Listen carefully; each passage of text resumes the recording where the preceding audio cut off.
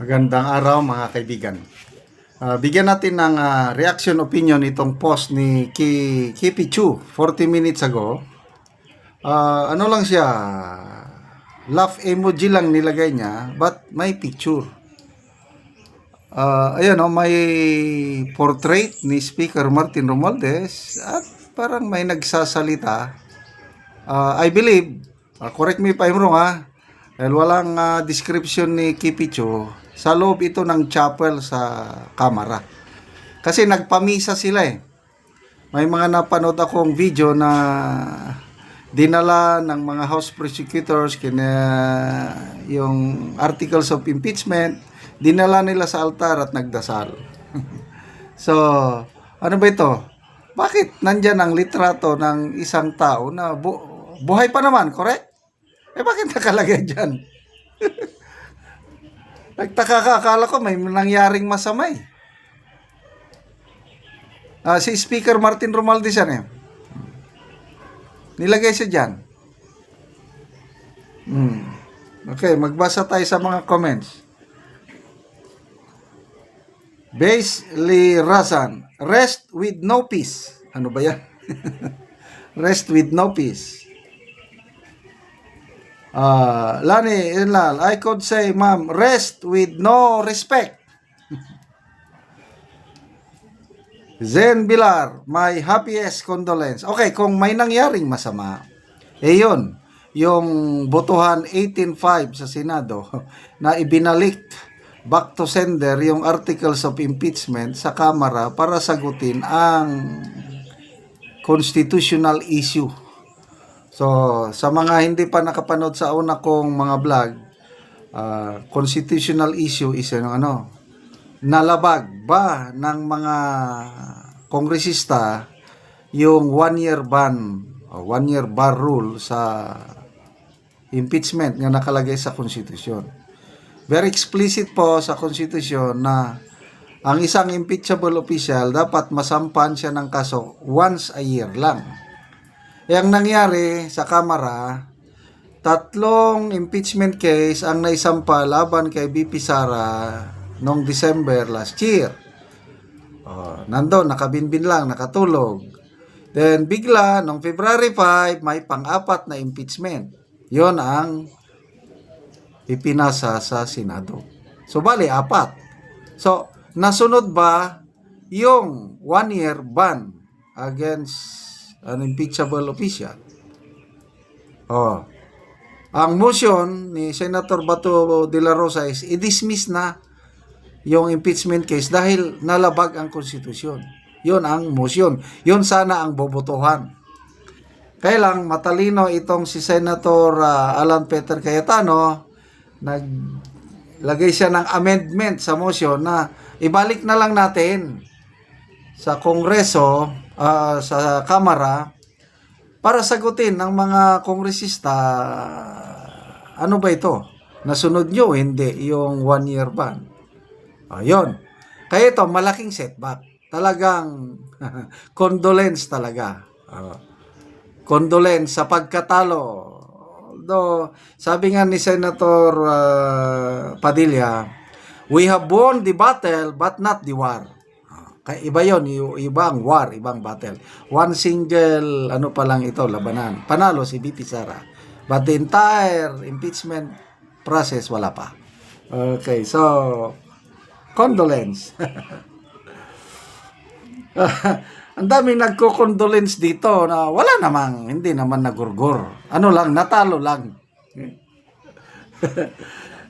Dedok na si Lolong Lai. Eulogy ba o may hinirat? Ang daming loko-loko. Ito po yung sa pamisa. Yung sound lang, walang sound dahil may music, baka makapiright tayo. Yan, dinadala sa altar yung articles of impeachment.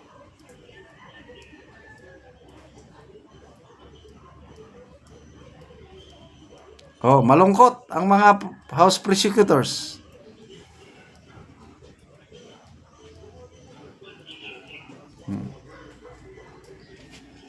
Ano pa?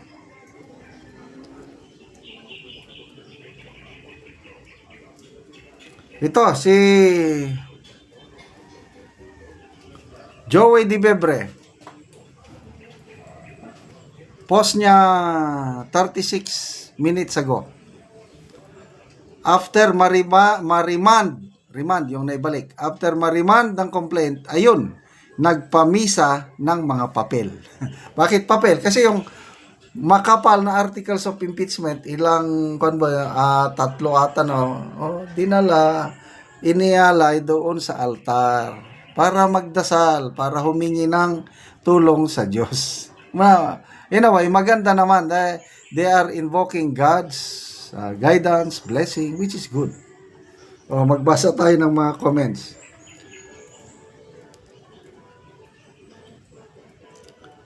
Janex Hernandez, ipagpas sa Diyos na lang daw, sana daw may blessing galing kay speaker. Blessing sa Diyos, hindi kay speaker. Ano naman to? Easy Tero, iyakan na sila. Idamay pa ang Panginoon sa kalukuhan nila. Pinagalitan to ngayon ni Tambaluslos. Ano kayang reaksyon? Wala pa akong nabasang statement ni Speaker Martin Romualdez tungkol sa nangyari. Tahimik siya. Kaya lang, yun na nga, yung picture, inilagay yung picture niya doon sa sentro ng kapilya. Bakit ganun? Arnen Betita, kunwari, maka-Diyos.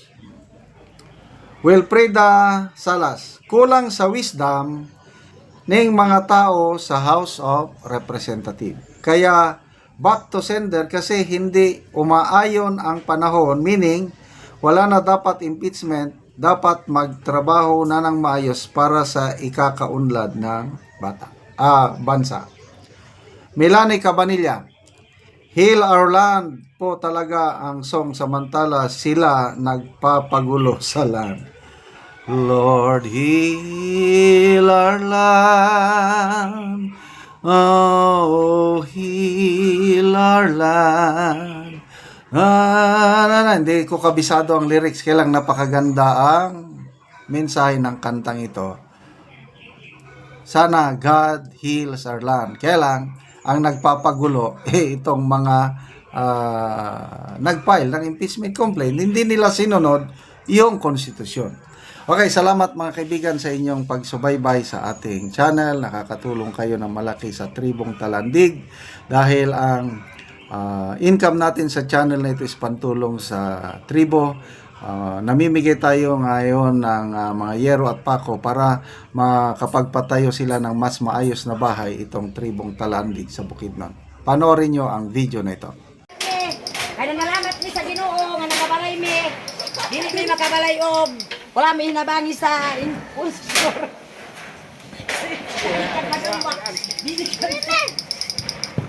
Ala inangin ka. Katulong kinong sila. Ito magalang. Kaya namin salamat sa iwa sa balay dayin na bigyan. Ang pigtulaan ang dayo. Oy, ito ang basin na. Relax ko kan sa uda. Alaw na kayo.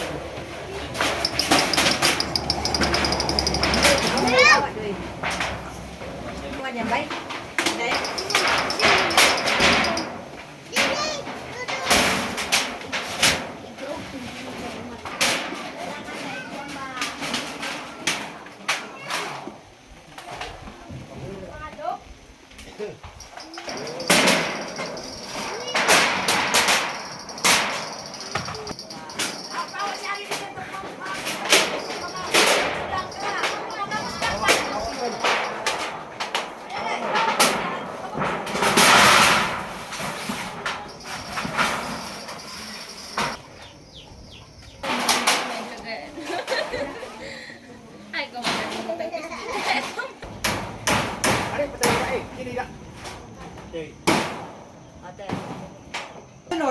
Karon managid ang balay ni Ante. Oh, bago niyang balay. O karon Ante unsa ang imong ika-istorya nga humanagid Ante imong balay, nakatop na gid ka. Nalamat ko nga nakabalay na ko wa na itulo. Nalamat gid ko sa Ginoo nga nag-insure ani nga nakahuman gid ko balay. Ay wala ko'y abuhan o kuan, wala ko'y hinabangi. Sige ante, salamat.